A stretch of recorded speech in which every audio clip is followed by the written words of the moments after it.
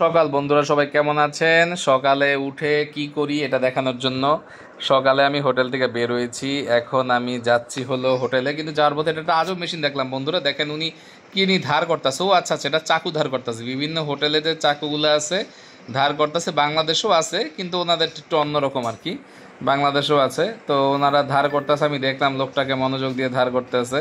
এরপরে আমি তাকে একটু ঘুরে ফিরে দেখলাম সে কিভাবে এটা করে। এরপরে আমি চলে গেলাম হাঁটতে হাঁটতে আরও সামনে। হাঁটতেছি হাঁটতেছি সামনে এই হোটেল আছে, এগুলা ভাই ভাড়া হয়। হ্যাঁ ভাই বন্ধুরা দেখো, এগুলা ভাড়া হয় এই জায়গায়। এগুলি ভাড়া দেয় মানুষজন।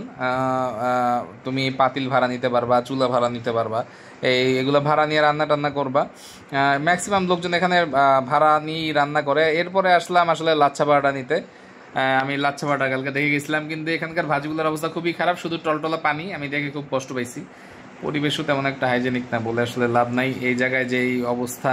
এই যে লাচ্ছা পরোটাগুলো খুব মজার, বানানোর প্রস্তুতিটা খুব মজার। নর্মালি আসলে এটা বেলার পর আসলে এটা আবার ঘুলায় কেমন চরকায়, তারপর এটা ভাজে। দেখো কেমন বিশ্রী এই গরম ইটার মধ্যে এটা করতেছে আর কি। আমাদের তাওয়াগুলো কত পরিষ্কার, ওদের তাওয়াগুলো একদম কালো হয়ে গেছে।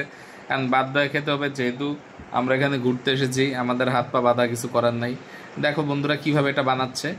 প্রথমে এটা বড় করে নেয়, এরপর এটা গোল করে ঘুরায়, ঘুরানোর পর এরপর এটা লাচ্ছা পরাটা হয়ে যায়।